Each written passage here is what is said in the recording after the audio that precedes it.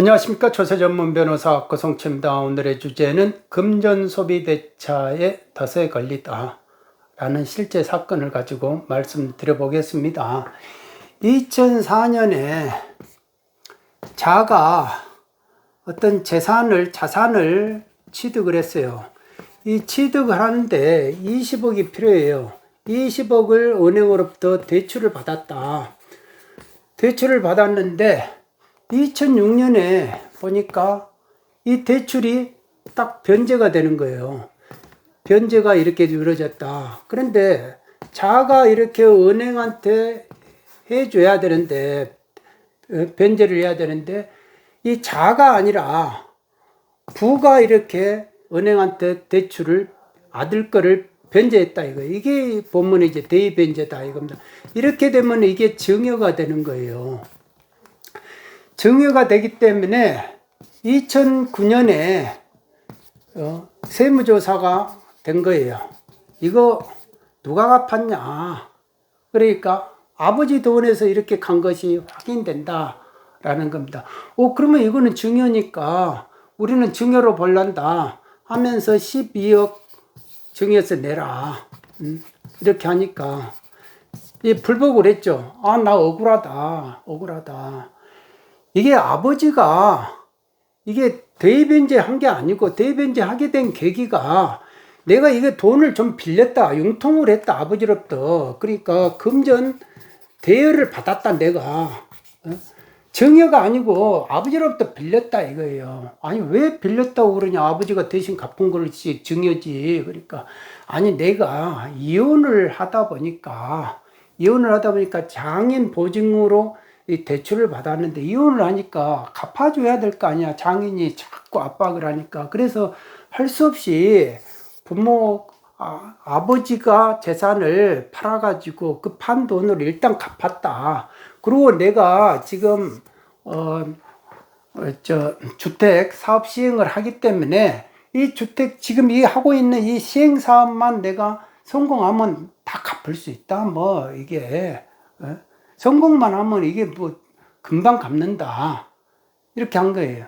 그래서 나 소비대차로 해달라.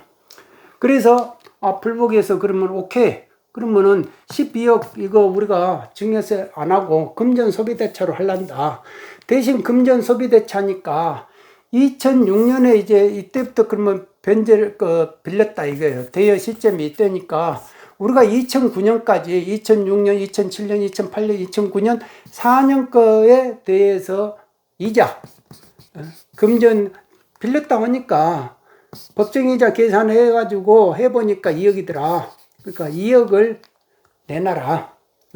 그러니까 오케이 2억은 내가 내놓겠다. 해서 이렇게 끝났다 이거예요. 이렇게 끝나고 모든 것이 다 끝난 줄 알았어요. 다 끝나고. 그리고 누가 내가 이제 다시 또 20억 갚았느니 했느니 이거 누가 알아보겠느냐. 한번 끝났으면 사건이 끝난 거지. 그런데 그렇게 방심하고 있었는데 2020년이 딱 되니까 아니 뭐가 해명 안내가 온 거예요. 해명 안내. 해명을 해라. 해명 안내라고. 뭐냐면은 당신 말이지 이거 20억 변제했느냐. 아버지에게 변제했느냐. 변제 안 했다면 이자 꼬박꼬박 매년마다 내고 있느냐. 이거 해명해라 이거예요. 변제했다면 그 자금원이 어디서 나가지고 했는지 그 자금원까지 해명해라. 이렇게 하는 거예요. 해명할 것이 없어요. 왜냐하면 20억을 변제를 안 했거든요. 이자도 안 냈어요. 안 줬어요. 그러니까 어떻게 됩니까? 그러네. 그럼 알았어. 우리가 그러면 어차피 금전소비대차로 우리가 인정을 해줬으니까 좋아. 그러면 2009년까지 세금을 이자를 냈으니까 2010년부터 좋아. 2010년부터 2020년까지 해가지고 10년 거 내놔 하면서 이자를 2010년, 2011년, 2012년, 13년, 14년, 15년, 16년, 17년, 18년, 19년 이런 식으로 계산을 해가지고 10년치를 계산을 한 겁니다. 10년치를 계산을 하는데 20억을 대출을 한 거잖아요. 아버지가 빌려준 것이 되잖아요. 20억이. 20억에 대해서 그러면은 우리가 좋아. 그러면은 2011년, 2010년까지는요, 9%예요. 이자가 9%고, 그 다음에는 8.5%고, 2016년부터는 4.6%다 이겁니다. 그러면 이거를 곱하면은, 이자를 이렇게 곱하면 이게 증여재산가액이 나올 거 아니에요. 증여재산가액이. 왜 이자를 줘야 되는데 이자를 안 냈어.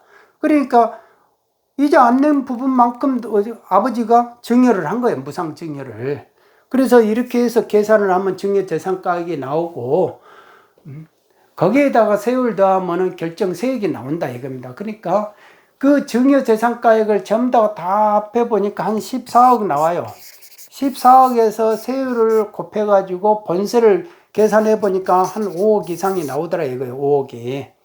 그러면은 이걸로 본세만 내면 5억이지만은 여기다가 플러스 가산세를 내버리니까, 신고불성실에다가 납부불성실 가산세를 해버리니까 4억이 더해져 버리더라 이거예요. 그러면 전체적으로 합해가지고 고지세액이 9억이다 이거예요.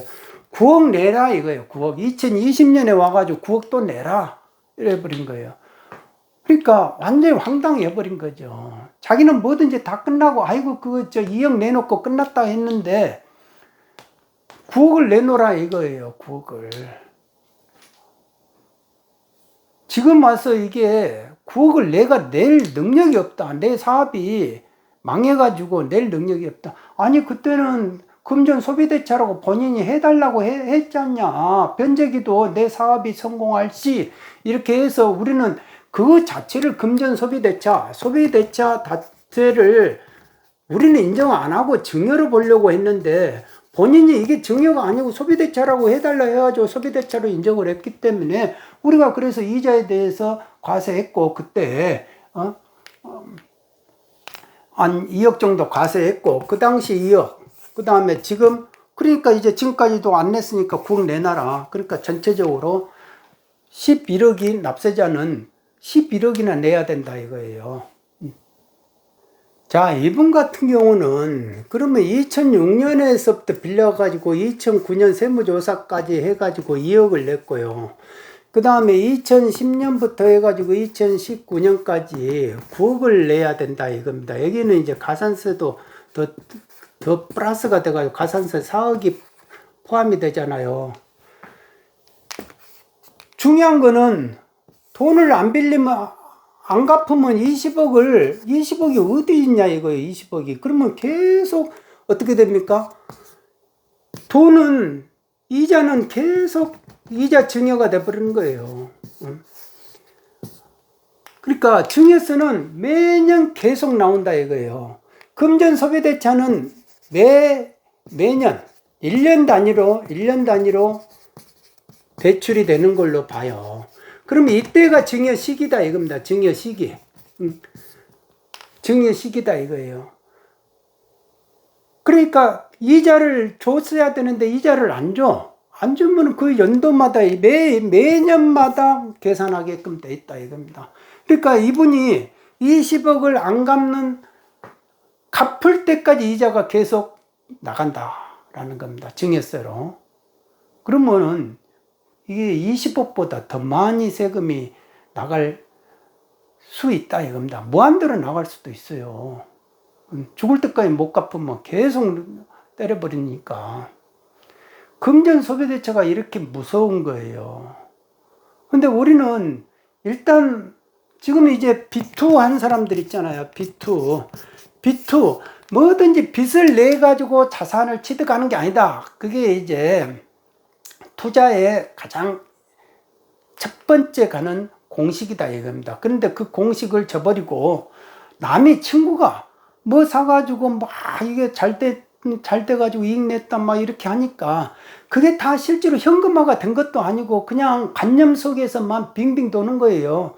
평가가 10억에서 11억 됐다, 뭐 12억 됐다, 뭐 그런 것이지 현금화가 된 것이 전혀 아닌데도 그냥 친구 따라서 강남 간다고 비투해버리는 바람에 지금 이거를 금리가 올라가 버렸잖아요. 금리가 올라가니까 이거를 어떻게 감당을 하느냐 이거. 결국은 이자도 그러고 플러스 원금도 갚기가 힘들게 생겨버렸다라는 겁니다. 그러면 어떻게 돼요? 자식이 부모한테 재산 있는 거 어차피 돌아가시면 내 거니까 미리 좀 주세요 라고 이렇게 하지 않을 수가 없다 이겁니다.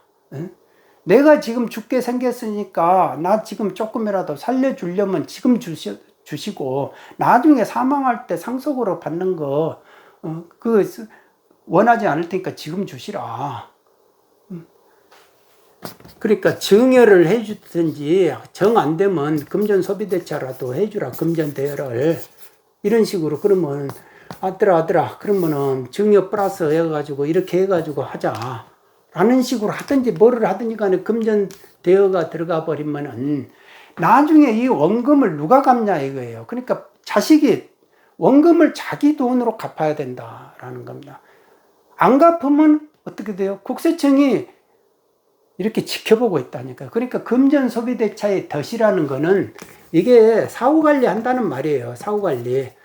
전산에다가 딱 변제기를 집어넣어가지고 사후관리를 한다라는 겁니다. 그러면 이분 입장에서 아니 그러면 내가 이자를 안 냈으면 빨리빨리 2, 3년 후라도 해가지고 이자 왜 안 냈냐고 그때 그러지 왜 10년이나 지켜보다가 지금 와가지고 그렇게 돈을 그냥 세금을 많이 때리냐. 원래가 그런 거예요. 세금이 제척기간 내에만 과세하면 되는 것이다 이겁니다. 뺑아리 때 잡아먹는 것보다 장딱 돼가지고 잡아먹는 게 훨씬 낫잖아요. 세금 걷어들이는 역할이 세무공무원들이 하잖아요. 그러니까 키워서 먹는 것이 더 낫다. 그래야 실적이 더 많이 나오지 않느냐라는 겁니다. 그러니까 우리가 이자가 1,000만 원 미만이면은 뭐 이렇게 이자에 대해서 뭐 증여세 나오지는 않아요. 근데 매 1년마다 그게 새로이 대치를 한 걸로 봐요. 그런데 어떤 분은 이제 변제기를 뭐 10년이다. 2년짜리로 해놓고 매 연장을 하고 아니면 5년짜리 하고 또 연장하고. 일단은 그렇게 되면 금전소비대차 우리가 그거를 잘 알으셔야 돼요. 자, 부모하고 이 자녀 사이에 금전거래 있잖아요.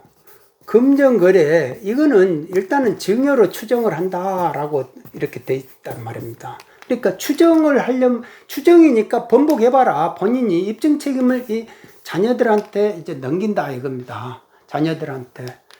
그러니까 추정을 할 테니까 금전소비대차라는 그 근거를 가져와라. 그러면은 계약서가 이렇게 있지 않느냐.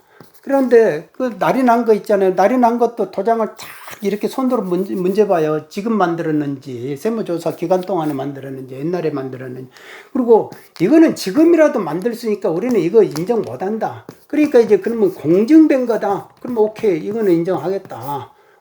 그런데 변제기를 봐요. 변제기를 보는데 이게 무한대야. 리미트가. 이런 거는 우리가 인정 못한다. 이런 계약서 인정 못한다. 이렇게 돼버리는 거예요. 그러면은 인정을 못하면 증여다 이겁니다. 증여다. 그러니까 입증을 해라고 했는데 입증이 안 되면 증여인 거예요. 증여가 되면은 어떻게 됩니까? 결국은 증여세 내야 되는 거고 여기서 오케이 돼가지고 그래 금전거래 맞네. 그래 이 정도 인정을 해줄게. 그러면은 이자를 냈느냐 안 냈느냐. 연간 1,000만 원 이자가 1,000만 원 이상이 돼버리면은 이상이 되는 어떤 해가 그 금액이 생기면은 그때부터 이제 이자를 내놔야 된다 이겁니다. 그 이자를 안 주면은 이제 그 자체가 증여 재산가액이 된다 이겁니다. 증여 재산가액이 이자를 곱해가지고 대출 금액에다가 이자를 곱하는 금액 이렇게 해서 과세를 한다 이겁니다. 그러니까 당시 이거를 사후관리한다 이렇게 생각하시면 돼요. 부담부 증여라든지 금전소비대차, 부담부 증여도 마찬가지예요. 부담부 증여. 뭐 예전에 2020년만 해도 부담부 증여, 금전소비대차, 소비대차 이게 막 세무다들 사이에서 이게 막 증여세 안 내는 절세 방법이다고. 그때 2020 그때가 증여가 엄청 많았거든요. 그러니까 이런 식으로 일단 증여세 적게 내는 방법으로 갔는데 지금 덫에 걸린 거예요. 덫에 걸렸다. 저는 그렇게 봅니다. 그러니까 저한테 상담 온 분들은 하지 말라고 저는 항상 권했습니다. 하지 마라. 하지 마라. 그리고 아들하고 같이 오면은 본인 보고 항상 말을 했어요. 아들 보고. 본인이 낼 자신 있냐? 원금 갚을 자신 있냐? 항상 이 금전 소비대차 부담부 증여 갚아야 됩니다. 그리고 부모 돈으로 갚게 되면 증여가 되고, 못 갚고 계속 이자 안 주고 있으면 그게 증여가 되고, 결국은 국가 입장에서는, 국세청 입장에서는 금전 소비대차를 하든 부담부 증여를 하든 뭐 꽃놀이 패다 이겁니다. 이래도 증여 저래도 증여다라는 겁니다. 오늘은 여기까지 하겠습니다. 여러분 모두 건강하시기 바랍니다. 감사합니다.